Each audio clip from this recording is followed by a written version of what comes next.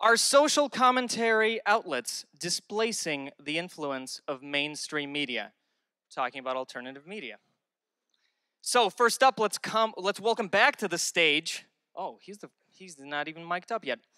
Mr. Godless spell checker himself, Mr. Stephen Knight, because we do not have enough English people at this thing. Let's go.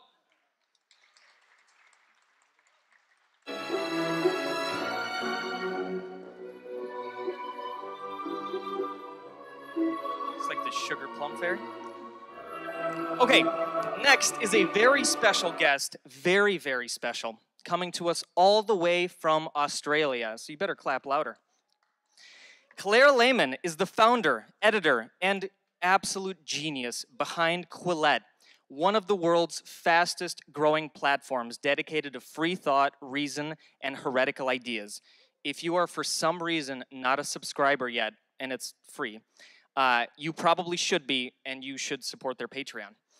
Claire's works have appeared in Scientific American, the Sydney Morning Herald, and Psychology Today, and I do not have a fun fact for Claire, but I'm sure she'll share something. Welcome, Claire.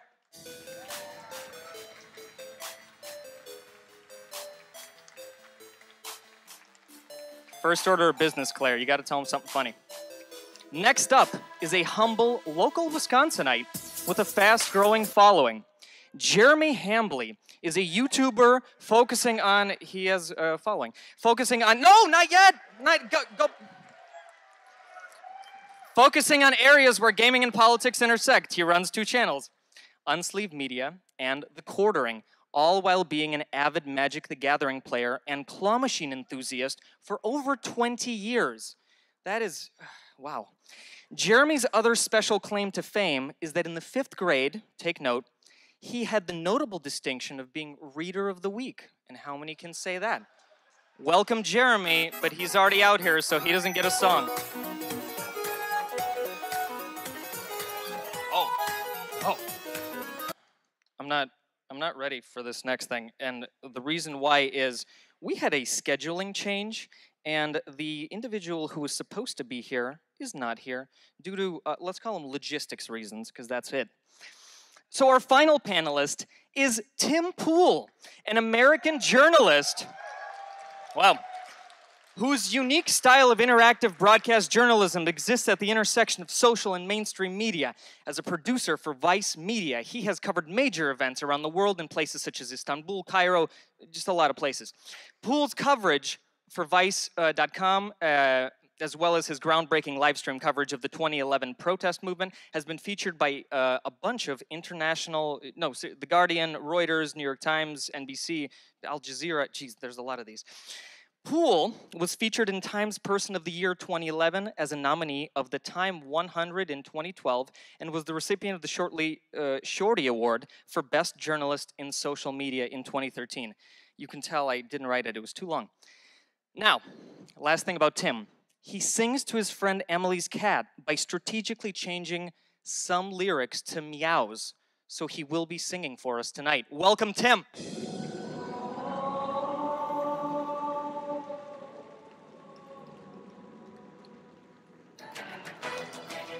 And now, please welcome back to the stage our moderator for this fine conversation, the affable comedian / podcast host of Dogma Debate. Again, you all should be subscribed.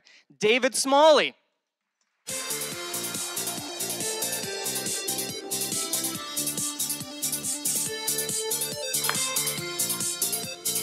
Thank you. How's everybody feeling so far? You having a good time? Fantastic. It's great to be here. So we're going to start it off just, I guess, with the title of this talk.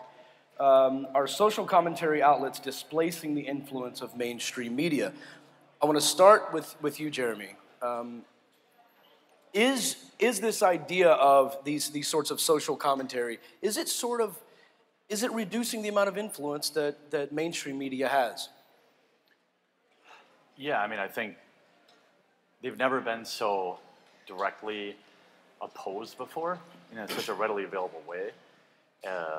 On demand, so if people want to do research on a particular topic, they can find a lot of opposing viewpoints much, much easier than really ever before.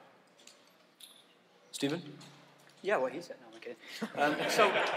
Yeah, I mean, I think we live in an age now where you've all got a supercomputer in your pocket and you are a media person just by default now. You can be the first to a story. You can break a story now. This is power that the citizen never had until the last 10 years or so, which is great. I think one of the concerns people tend to have with quote-unquote mainstream media now is it doesn't serve to sell the whole picture. It doesn't give you the full truth every now and then. It fails in a lot of its duties. And that became abundantly clear to me in around about 2015 when two Islamic fascists stormed the HQ of Charlie Hebdo, the satirical cartoonist in France. And what was really interesting about that in the mainstream media in the UK especially is they refused to show the satirical cartoons of Islam's prophet Muhammad. So we had this global incident in terms of capturing everyone's attention, but we weren't allowed to see what the instigation was, what the issue behind it was. And I felt that was a real failure in duty of the media not to give us the full picture. And the only way you could find them cartoons afterwards was to seek them out on Twitter or on blogs or alternative media. So I think this alternative media thing or independent social commentators, it's kind of people who are a reaction to this idea that the mainstream media is not doing their job properly. Okay. Claire, I kind of want to pose the same question just for the first one, kind of with everyone. Do you think that the mainstream media is sort of losing influence because of this? Yes, and I completely agree with what Stephen said. And from our experience with Quillette, we have grasped a lot of low-hanging fruit because, as you said, the mainstream media has been too timid or too skittish about certain topics. And the niche that we've really filled with Quillette is to comment on contentious issues within the scientific fields. So when the Google memo controversy broke out, we gathered the opinions of 4 different scientists and who basically assessed the memo for its scientific accuracy, and they agreed that there was a lot of merit to what he said. Maybe he didn't get all of the science right, but he was in the ballpark. But we were the only platform who did that. We were the only platform who reached out to psychologists who have expertise in the area of sex differences. Out of all the platforms in the world, we were the only one to do that. So from my perspective, when we're looking at some of these contentious, controversial topics, the mainstream media isn't doing its job, and there's an abundance of low-hanging fruit that can be grasped by people who seize those opportunities. Cool. I think if you slide your mic a little bit higher up. Okay. I know it's kind of unfair because you've heard 3 different answers to this, but I'll give you a shot. Yeah, I hope that to an extent I am proof that there's influence of the mainstream is going on. I actually think that's maybe a little unfair because I started as an independent journalist, then went to Vice and Fusion. And I've done a little bit of TV, but even when I worked for Vice, it's YouTube. Even when I worked for Fusion, it was digital, it was YouTube, it was web. And one of the reasons why, there's many reasons why I ultimately decided to go independent, but after I left Fusion, I didn't just say, hey, I'm going to start my own thing. I actually went to a bunch of different companies looking for work. And what I found was, every time I tried to pitch, hey, this is the new thing that's going to be taking over, we need to do this, they'd say, oh, we don't have the capacity for that, we don't have the funding for that, there's no way we can change our operation for that. And so I thought to myself, if I stay here, it's like trying to be the manager of a Blockbuster.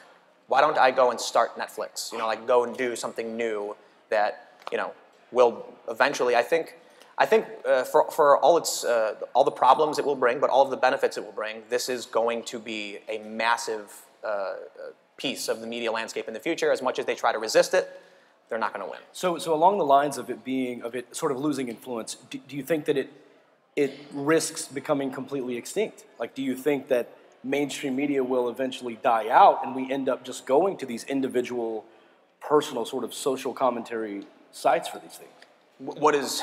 At that point, what does mainstream media mean? I mean, will Quillette become a mainstream outlet? That's a good point. If you look at a website like, if you look at CNN as a whole, their ratings are down just year over year. We look at the layoffs coming from all these different digital outlets. Eventually, they're all going to be very small outfits of only a handful of people, and then we will be mainstream, and it will be a slow evolution. It won't be like I don't want to tell people I'm here to destroy your livelihood. I'm just saying, like, hey, here's a warning. Like, we're coming. This is what we're doing. And in 10, 15 years, this will be the mainstream, and you will be the old school, like, print is dead. That's what they'll say about you, right?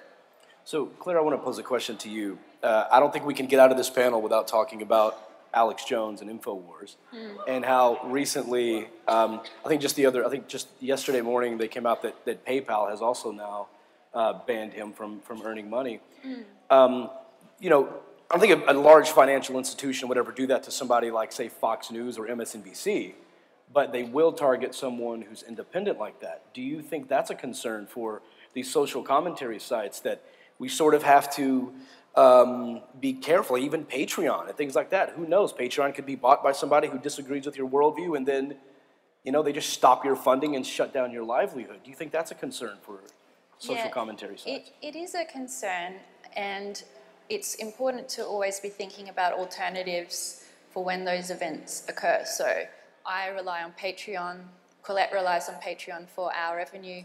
However, we always have to have a backup plan. So every blogger, every person who's going independent, doing their own thing, always has to have a backup plan. And it goes all of the way to building alternatives to internet infrastructure, so we don't have to rely on the same 4 companies. But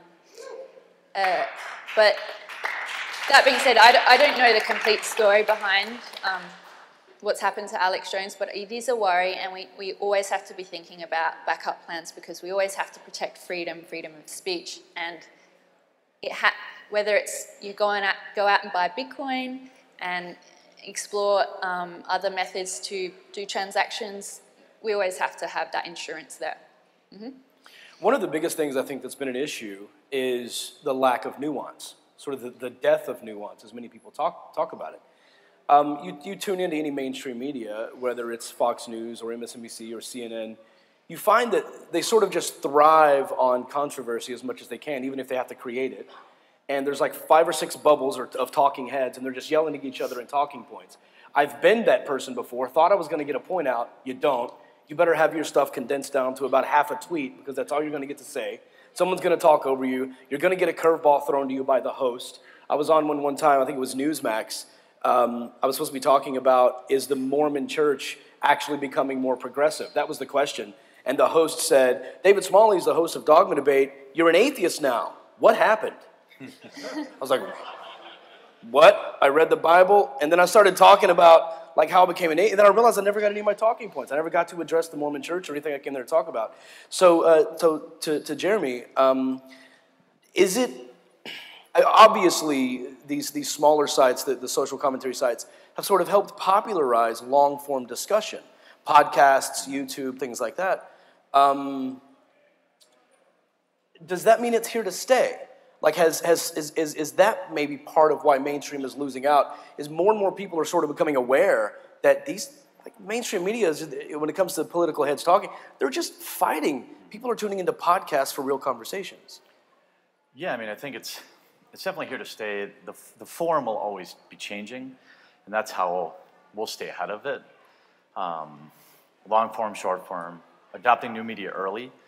These are the ways that small, nimble creators can stay out in front of these behemoth news agencies and things like that. And I think hopefully it is here to stay, and I hope it continues to evolve and grow. And you know, when you see stuff like what happened to Alex Jones, which is disgusting, regardless of what you think of his opinions or not, you see mainstream payment processors like MasterCard now coming in and flexing on creators and getting their Patreon banned. It's super frightening, which is why you have to always diversify. And you know, as creators, we sell merch. Maybe we have a Patreon. Maybe we have a maker support. I'm at the level where I'm like, hey, let's go. To go forward, we have to go back. So maybe I should start soliciting like checks from like you get from your grandma. Like, mail me a check every $5 every month, and yeah, and they won't take. I think you have to come up with like a vial of holy water first, and yeah, send that to them. Right, sprinkle it. Yeah. Okay. No, I mean, you know, the fact that MasterCard and those folks are doing that, you're right. It's scary, but do you think these large financial institutions have the right to shut down these individual? Because this is where we get into, you know, these private companies. Do they have a right to do that? We tend to be advocates for that, but where is the line there for you? Well, yeah, I mean, I think when it's politically motivated, it's a letter of the law versus the spirit of the law. And in many ways, they have as close to a monopoly as they can without getting government regulation and being viewed as one. So they're in a position of power over the masses that is unprecedented. And I mean, of course it's legal. I can't say it's not because clearly, but it's definitely messed up and, it's wrong. It has to stop. And I think now that we've seen them successfully do it, like to unperson Alex Jones, the same way they went after PewDiePie, once they realize that there's a crack in the armor and that they can do it and not face like a huge lawsuit or some federal regulation, it's going to get way worse. And I don't mean to fearmonger, but if I could jump in, that's like, these mainstream news companies are this one person swatting at a swarm of bees, thinking, oh, I can see one I can hit. Yeah, but there's 100 right over here. You can keep swinging all you want, but there's a swarm you're going after. They look for when they look into the swarm, they see those big outliers. They say PewDiePie, he made a mistake, we can go after him. They see Alex Jones, we can go after him. But then there's smaller channels, the novels that they don't see that will become bigger, and it's going to keep happening until they're gone. But do you think, though, that could alter behavior? Like, are they trying to make an example out of these folks to keep smaller YouTubers and smaller podcasters quiet from not doing those types of things? They're just thrashing in the water. They're frantically struggling to stay afloat, and they're doing whatever they can. And it's just, when I look at this, it's sad because they're layoff after layoff after layoff at all these companies. They were the kings for so long. Mm-hmm. Then you had this wave of digital media that were supposed to be the next big wave. You had look, Vice was built $5 billion company. And their revenue is nowhere near any of these other companies, but the idea that it was going to take over was there, and then they laid off their Vice News team, and then BuzzFeed just killed their podcast team. It's like everyone was looking at it.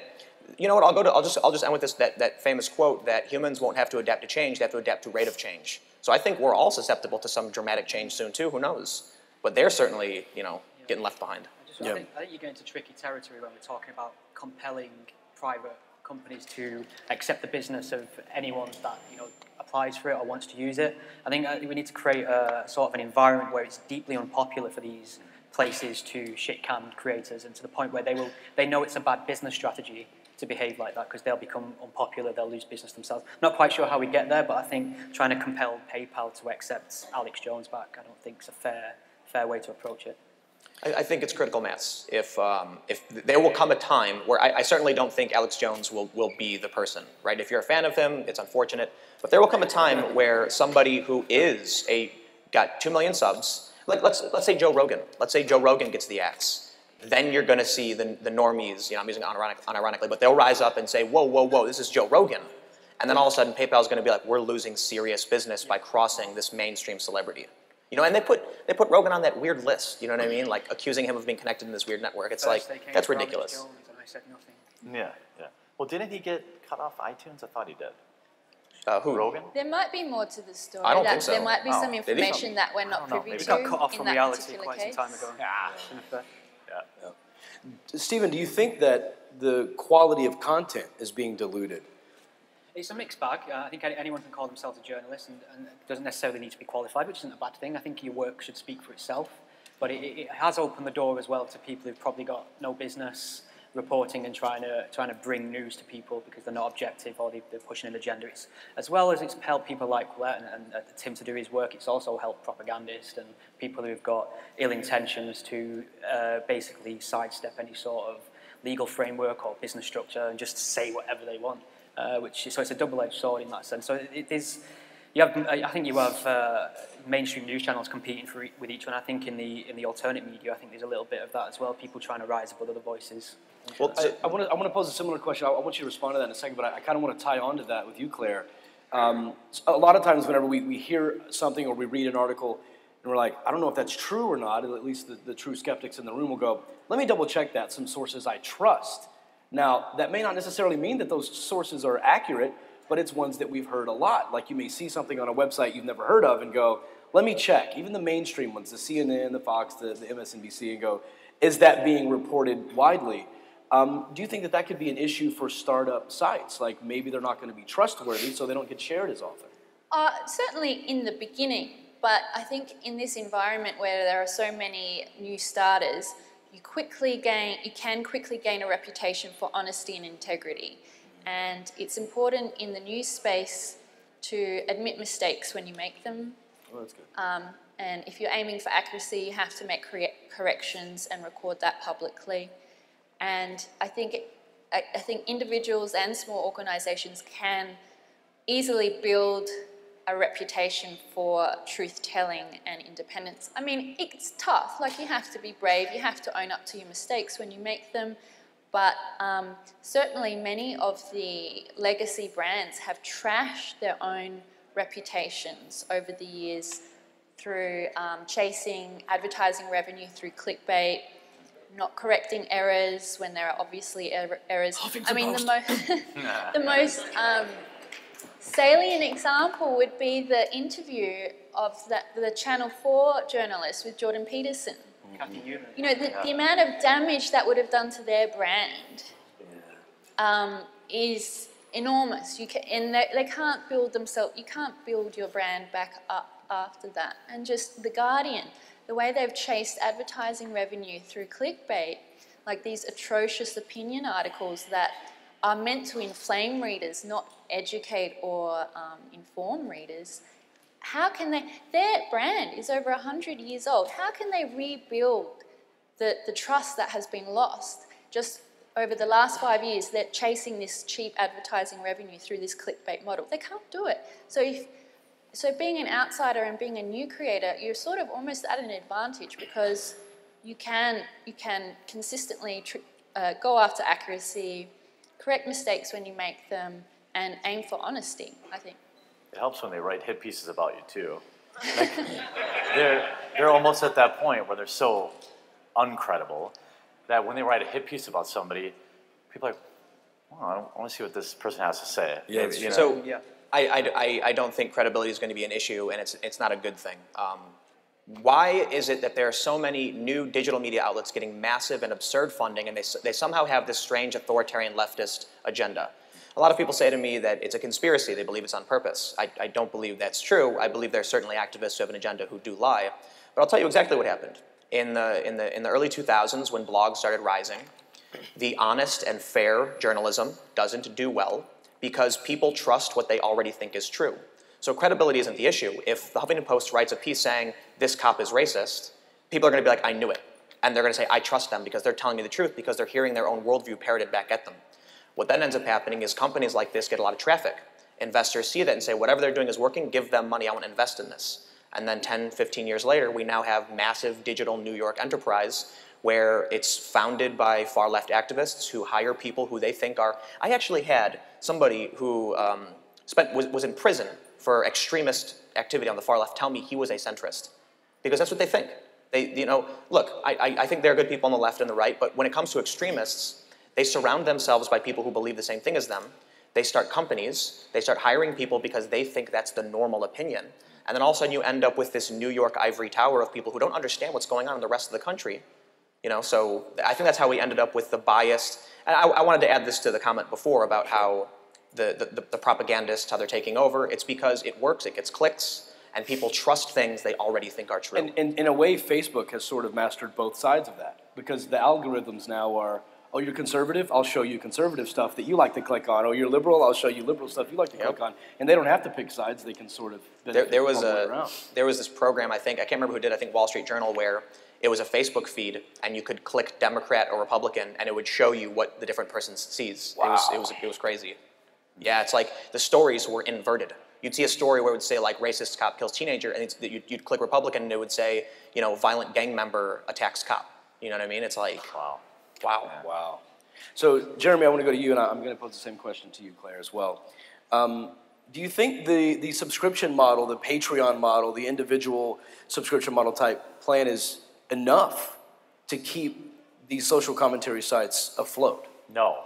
I think they're too vulnerable, too.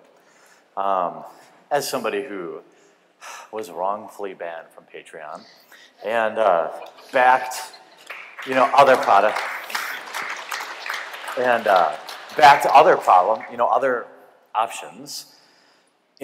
Maker support came out. May rest in pieces, Maker support. But Stripe is ahead of them. They're just like, nah, we don't like it. We're not gonna process your payments. Now we know PayPal has already been doing that. And we know that, in my opinion, the far left is very good at organizing and applying pressure to Patreon or PayPal and things like that. And they know how to get people deplatformed. So, it's great while it lasts, and I'm happy for people that have it, but you have to, in the way that like super chats on YouTube have become super important, there's a hit piece about them. BuzzFeed wrote a hit piece about how super chats are often used to spread hate speech. No screenshots, no nothing. Most of my super chats are telling me to like stroke my beard or something weird, Like they're not. Hey, I know what I like. Yeah, I know what I want. I give the people what they want, but like, and I know, and then so they come after that, right? And so you have to always. It's part of your job to, you sell merch, you sell, you do meetups. When you're a big fancy star like Sargon, you can have a meetup and make money that way. And he has to do it, because if you rely on one thing, then it's way easier to wreck you. So you said Colette exclusively relies on Patreon right now, or do you also do ad revenue as well? That's our patronage is our #1 revenue stream. Okay. But we are going to diversify, and we will look to diversify. Is it for that reason you believe it's not enough to sustain? Well, there's the vulnerability. There's always a vulnerability, and you don't want to put all of your eggs into one basket. But I will say that I do think crowdfunding is a very good model for content creators. And, although there are examples such as Alex Jones,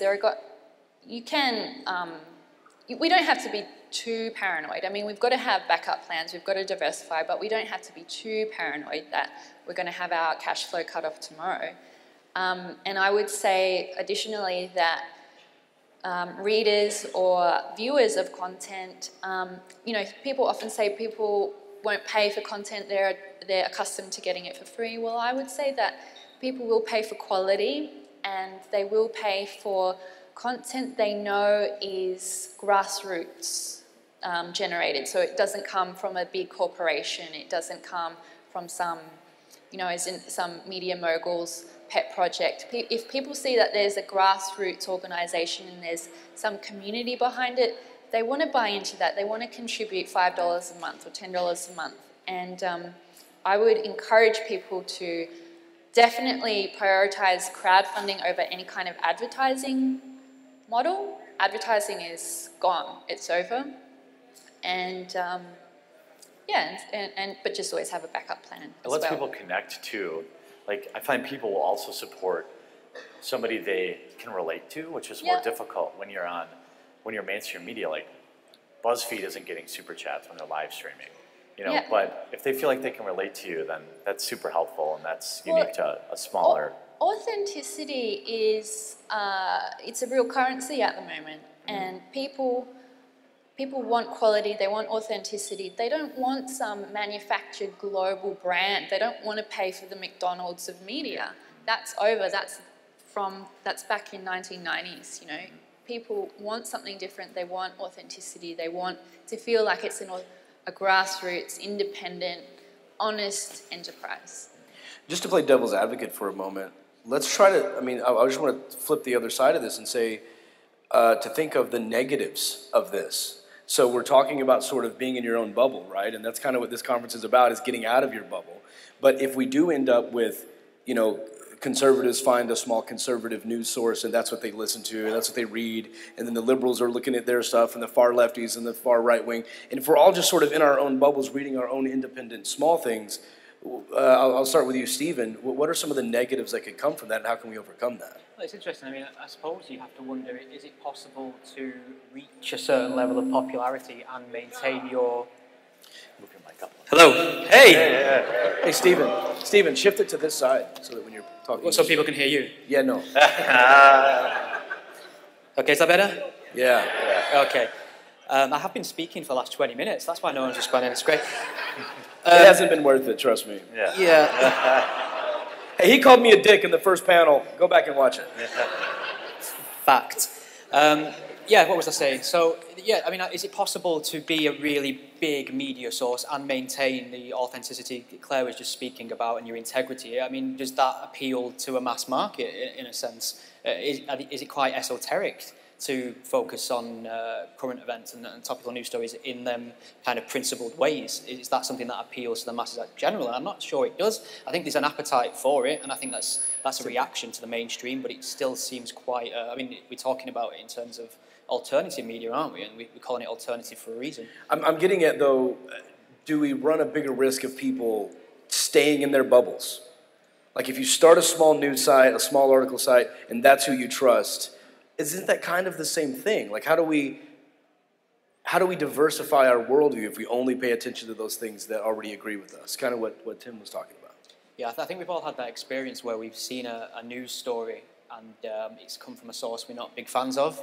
So we've gone and double-checked it with a source that we're more comfortable with, and then we've shared the more comfortable source rather than the original source. But to Tim's point, if it comes from a source we already like, we're less likely to fact-check it. And I think it depends on the individual. I think it depends on your character. Some people want to find the truth. Some people want to know the details. Some people just want their own views reinforced to them, and that's what they seek. They want their prejudices confirmed. So it's all about mindset more than having plenty of sources to choose from. We have a human culture problem that I don't know if it can be solved, right?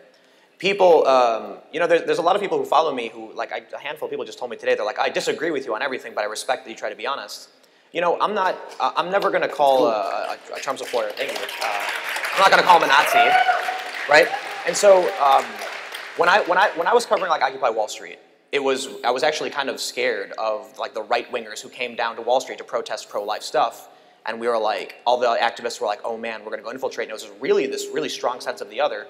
And we were like, dude, a bunch of like, gun-toting, like army camo, you know, flag-waving, crazy science deniers. There was a bunch of old ladies. And so I was like, so something I thought was wrong. And then when I went to this event, I was at the Deplorable, right? So like the Trump thing, right? And a bunch of people came up to me and they told me they were occupiers. They were like, we've loved your work since Occupy Wall Street. Shook my hand. And I was like, but you're wearing MAGA hats. And they're like, oh yeah, you know, like we were supporters of Bernie and now we're supporters of Trump. And I was like, whoa, something is different here. And so, you know, basically the point I wanted to make is, I think because I don't insult people and generalize all conservatives and say like, I think, you know, all conservatives are bad people, people are willing to hear me out. But most people don't do that. There are people that I think are pretty good on the left, on YouTube, and I think sometimes they can point the finger and insult somebody and go after them in a way that cuts people off. But this is also true for some of the people who are here today who have channels that are critical of like social justice, who are mean. And what that immediately does is it makes you an other, and then, you know, so somebody feels slighted because their game has been changed. They're going to gravitate towards someone who's defending their position. We all do it. So the only thing that's going to change this is if, you know, everybody here is willing to say, wow, it pains me to actually watch someone who says these things, but I have to watch it to understand them. And I want to add one last thing. Subscribe to someone like David Pakman and ContraPoints so you can hear what nice people have to say, even if you don't like them, even if you think they're wrong. You got to do it. You can think they're wrong, you can think they're mean, but the reason why I say Pakman and ContraPoints is that I think Contra is fantastic, actually. You can disagree with me. But David Pakman, he has actually reached out to me. He talks to me, right? There are so many people I've tried to interview on the left who I've known for a long time who are like, you know what, I'm just not willing to do it. But David was like, oh yeah, let's try and figure something out. I'm like, cool, that's respectable. And that's what we need. We need people willing to cross those lines, even if it hurts them mentally. Well, that's why I subscribe to you, Tim, even though you called me a dick. I said, the worst thing you can say about Jeremy is that he's an asshole. Oh yeah, Yeah, okay, that is better. He's a dick. I hope the first question is how much of a dick Tim is. So if it's not that, you're failing. I'm mean sometimes. I try not to be. Q&A.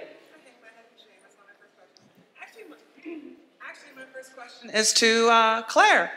I was wondering if I could have a moment of your time, and would it be possible to have a video essay featured on Quillette explaining why people should care to join the Liberalist group? Oh, come and talk to me after the event and I'll give you my card. Absolutely, thank you very much. No worries. And Tim is awesome. I was actually going to say he's not a dick, he's just addicting. Yeah. We need that correction. That was a really good pun. That was a really good pun. All right.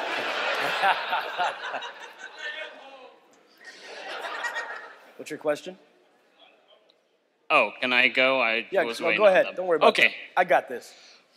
So, with relations to the direction that censorship has been taken with multiple companies seemingly conspiring, I'm curious if this has anything to do with maybe government control. Like, if people, have anyone looked at perhaps the idea of the CNN effect, where basically the idea is that because you want to protect American interests like the military, you consult with them before you actually publish certain stories. Do we believe that perhaps that this will escalate in the age of the new media, which would be somewhat like you guys, but would take on a sort of effect that we might not see until a few years later? How do you guys think generally that's going to be directed, especially since you're more individualistic with each and every one of you having your own criteria? Is that directed at someone specifically on the panel? Tim Pool. Okay. Can you Obviously. like give me a concise, simplified? Thinking like, if you're thinking about CNN effect, imagine how we're talking about specific things like the war in Iraq, for instance. We don't just simply say, oh, they're going to be bombing this and this area in Fallujah. They consult with the media. But imagine that on every other scale, including economic and whatnot, because you'd want to protect corporations so they don't take jobs away from millions of people. Like that sort of effect. Do you believe that's going to be, how do you believe that's going to be thrown onto your guys' shoulder once you become the quote-unquote new media? Yeah, because I have a negative. So I think the issue, it's probably legal and to do with national security law. So if the government can prove that you're taking money from governments that aren't friendly with the United States, you're going to be at risk of being prosecuted under some kind of national security or criminal law. So I think probably Alex Jones, there's some stuff that the public isn't not aware of, and there might be some government legal action going on there. And I think for people like us, and we're not taking money from Russia or hostile governments, there's probably little risk. But then there may be a risk if many of your patrons come from a hostile government. I mean, I set up a GoFundMe and made a video because I wanted to go to Sweden, and then Paul Joseph Watson donated to it, and now they're claiming I work for InfoWars. I can't control who donates to me, and no one has creative control of what I do, but it doesn't matter. Next question. So I was wondering, this is for the whole panel, what you guys would think about an Internet Bill of Rights. I know Styx, I know he's not here, but he talks about that quite a bit. Basically saying that the Internet, open Internet, it's a public forum, it's the public space, everyone has a right to speak, and the freedom of speech should be applied to those corporations just as much as it applies to the government for online. Okay. Let's start with you, Jeremy. Subscribe to Styx, Hexenhammer, 666. Don't mind the 666 on the end. It was randomly generated, I think.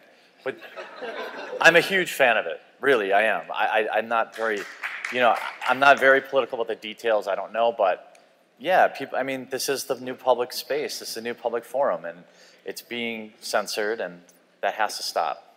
Yeah, I tend to agree because people will always come with the refrain when someone gets banned from Twitter, they'll say, well, it's a private company, they can do whatever they want, like a mantra, and that's correct, but we can also be critical of their anti-free speech ethos, and we've got to think in bigger terms than this, because Twitter's not just some app in your pocket anymore. It's it's helped start revolutions. It's helped share win elections. It helps share information and news up to the minute. It's one of the most powerful and influential tools on the planet now. And I think if one company's got the power to say which voices should be heard and which shouldn't, that's a very dangerous power to have. Yeah, it's tricky because the alternative to having private companies is having the government. nationalize something like Twitter? And do we really want to Should there be like an internet bill of rights, as he was talking about? Yeah, but is it going to be applicable? The internet is global. I mean, you can't. Are we going to have international treaties protecting the freedom of the internet? You can't have that. And the biggest, because I mean, international law is how do you enforce it, right? So, and the biggest pushback against the big tech companies in Silicon Valley is not from the United States, it's from Europe, legislating against them for all sorts of different reasons. So, you know, the alternative is to nationalize some of these in each individual country, and then that takes away from the global nature of the internet. So I think there's no easy solution. Yeah, we'll see what happens. First, let me just say, the First Amendment protects, I believe, 5 different rights, one of which is freedom of speech. Freedom of speech exists as a principle outside of the United States government. It exists in the different parts of the world, and that means if Twitter decides to censor you, they have violated the principle of freedom of speech. It has nothing to do with the First Amendment. So we can criticize social media for violating freedom of speech, and then everyone posts that ridiculous XKCD comic. They have no idea. He has no idea what he's talking about. He made a mistake. I accept that, but I kind of just lost my train of thought because I'm really frustrated on the free speech thing. But let me just say this: Internet Bill of Rights. Look, you can't have CNN mention, I think, around 16,000 times Russian collusion, and tell us nonstop, day after day, that the Russians hacked our election using social media. And then when you get a bunch of people going, maybe we should have protections on the right to speech on this platform because we know how influential it is, then all of a sudden you have a bunch of activists going, oh, but it's a private business. Wait, you're the one telling me that the foreign governments are manipulating our opinions through the system. Shouldn't we protect it and guarantee the rights of our own citizens to use the platform in such a way? Yeah. Why are we debating? So I don't know about an internet bill of rights, but this is one of the things that really frustrates me is everybody tries to say that I'm a classical liberal because that's like the thing that people are saying. But I've always been a social liberal, and I'm not opposed to regulation, especially of massive multinational billion-dollar corporations that have investment from, I think, a Saudi prince. You know, so yeah, Twitter. We shouldn't have foreign investment in a company that we know is influencing our elections. And let me just say one more thing. Maybe on a tangent, we're going to talk about Russian meddling. What about Al Jazeera funding news organizations? What about, what about Telesur? They're also funding this stuff too, and it's like nobody wants to talk about it. So maybe we see Congress say, you know, when they had the hearing with Jack Dorsey, most of them talked about meddling.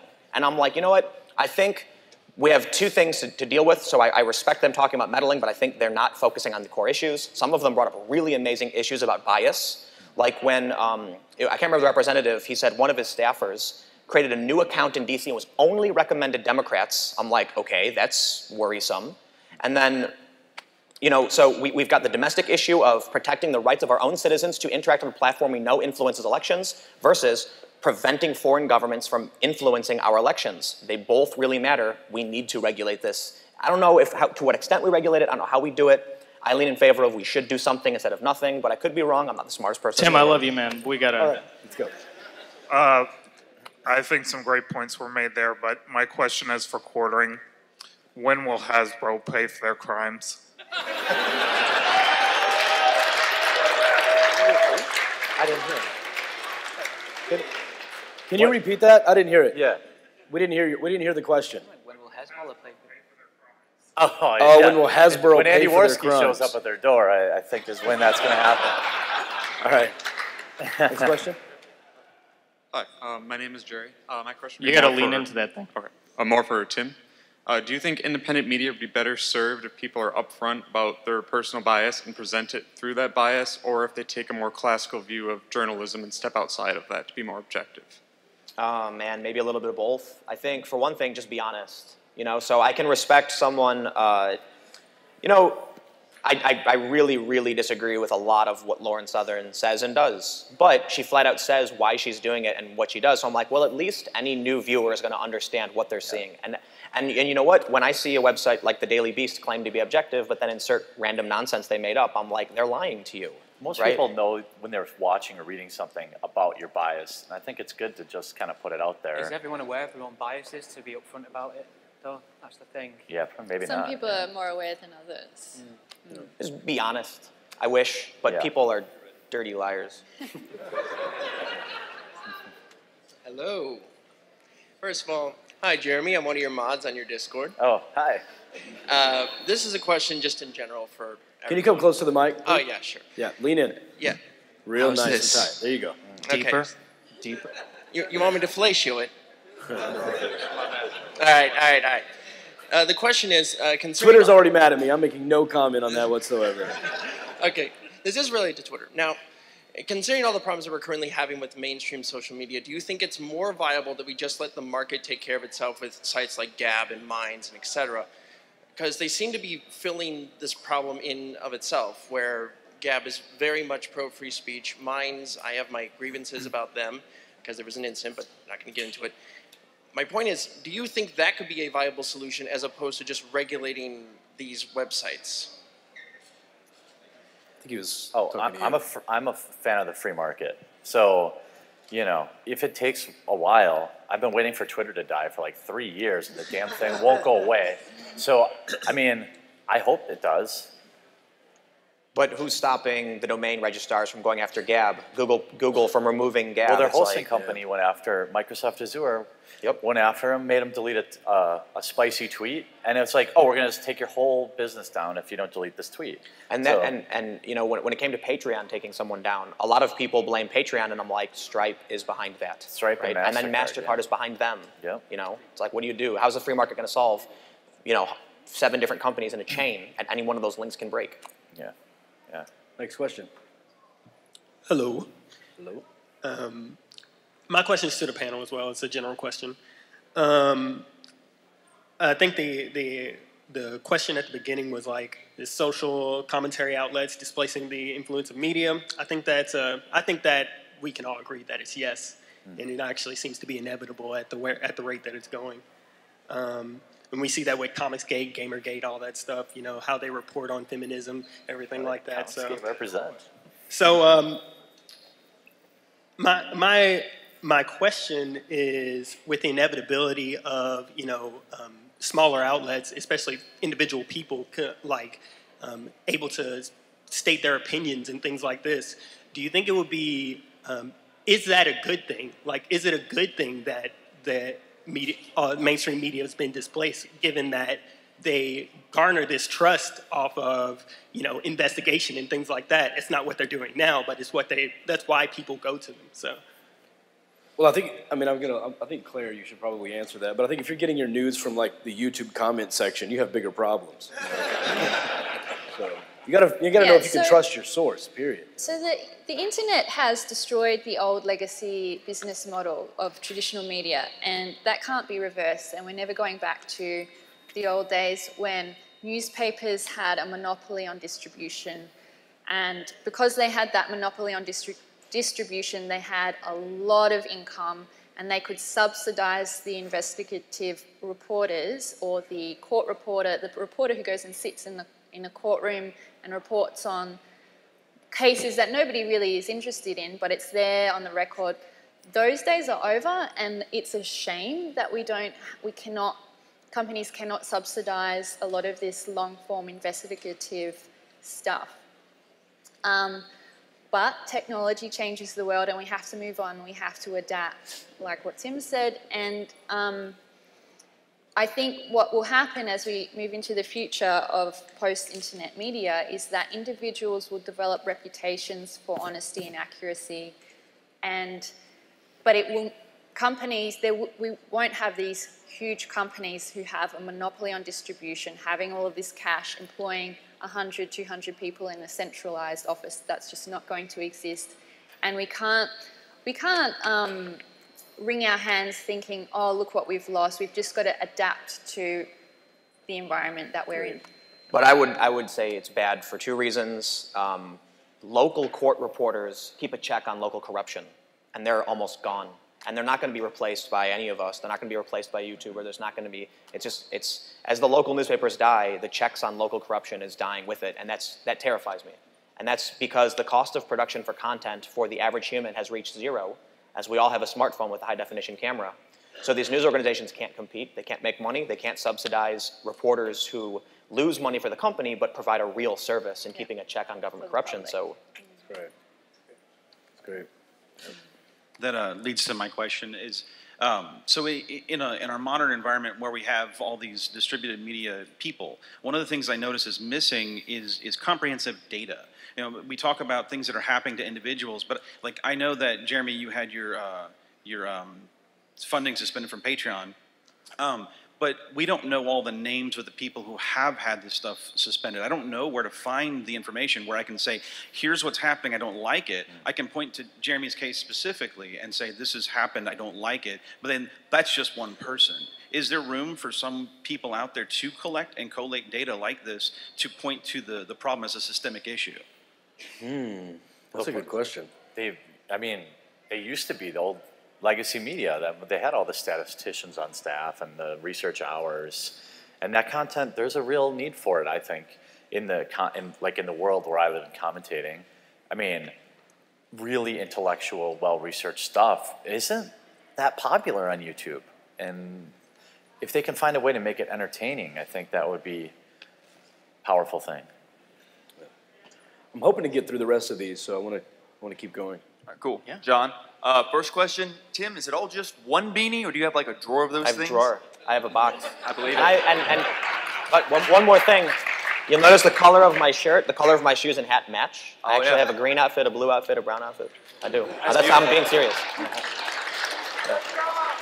Outside of that, I also subscribe to Styx, and on the Internet Bill of Rights, I have pretty much a question that you kind of stated.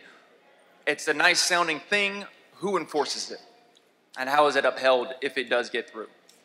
I think that's kind of the point Claire made. I don't know that it can be enforced. Even so, the news has broken that Google have created a separate version of Google just for China, which censors all of the world's media, and not only that, but provides information about Google users, searches back to the Chinese government, which is horrifyingly scary. I think, I honestly don't know the answer to these questions, but I think it's a little bit naive to think that we can just demand these companies to enforce United States norms of free speech around the world, because other governments around the world will not permit that. They can do it here. Yeah. I mean, a $50 million fine, like when they do in the EU to Google, has to matter. I assume. Like they have a lot of money, but I think you can enforce it locally. Or maybe the bigger deal is this new internet, this like second internet thing. That's kind of another concept that might be more efficient. There are people working on developing alternative sort of infrastructure that the internet is built on. Yeah. So maybe we should try and support that. Yeah. All right, I've just been given the signal of 5 minutes, so let's I believe in you guys. We can get through these four. We keep the questions I don't short. count well. 4 questions? Beautiful. Let's do it. Let's keep it super short. Well, my question is super short, but first I want to say thank you for showing up, Mr. Tim Pool, on such short notice. And my question is actually for you.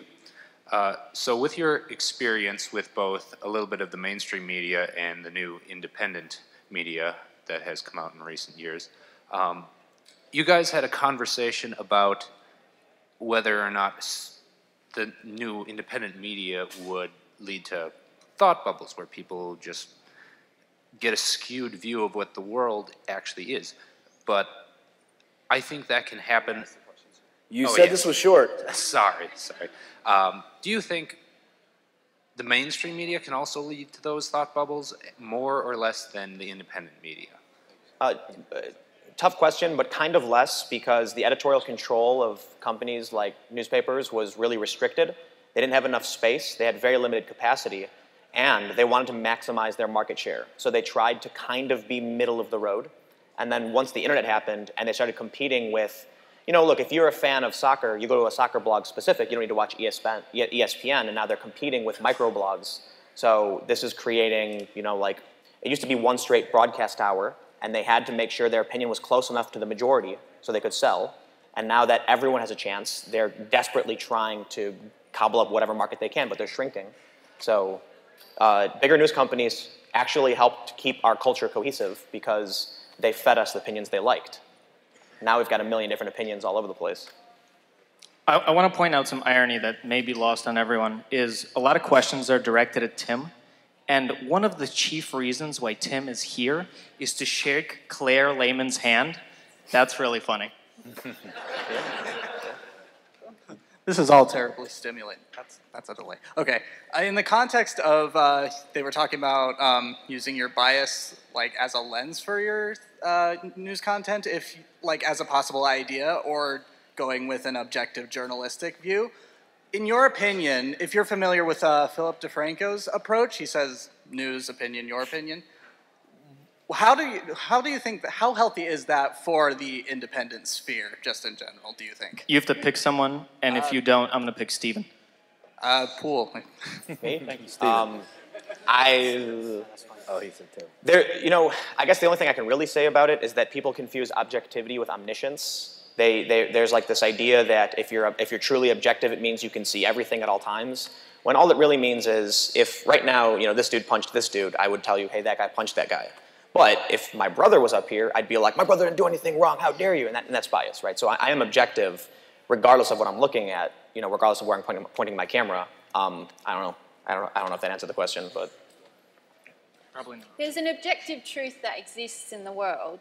There is such a thing as reality, and there are some people who are graduates from humanities courses today who work in the media who will dispute that there is such a thing as objective truth and reality, and will argue that reality is created through language and through the way you interpret events. So I think it's important for journalists to be empirical, which means that they believe that there is such a thing as reality and that you can observe it and there is the truth. There is a, people have their own interpretations of events, but if you check the facts and you seek facts, you can come to a point of truth.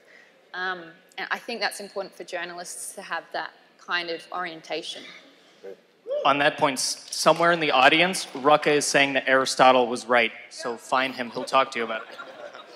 All right, so it seems to me that these major media still hold a great deal of power in dictating a kind of ideological dictatorship, the so-called, what I'll call the official belief system, the Time Magazine version of reality. And what makes you think that these major media are no longer powerful? Or? They're dying. They're bleeding money. So the New York Times is probably the most prestigious platform or brand in the world.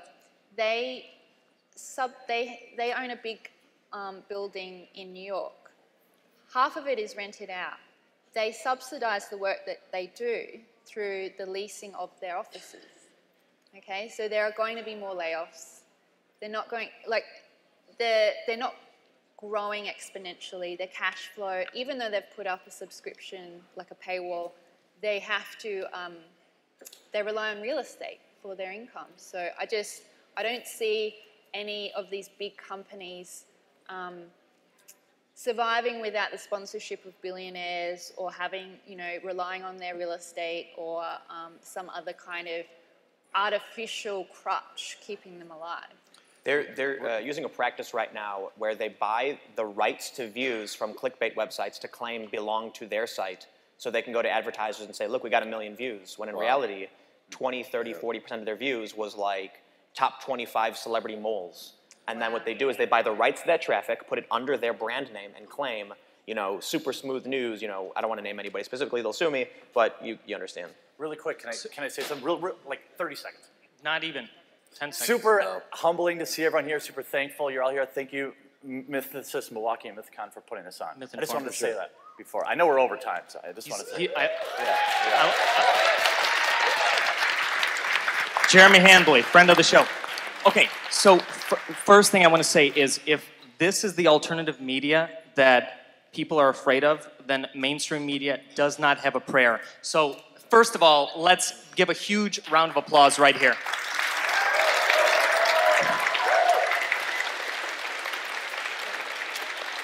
Okay, secondly, and very importantly, we spent a lot of time printing up these the brochures that you have, and unfortunately, they are wrong because we had to change something. So, the dinner break is going to be right now, and unfortunately, and I was excited to hear Jason's seed, but Mythinform takes security incredibly seriously. I'm all about jokes, but this one is, you know, not as jokey.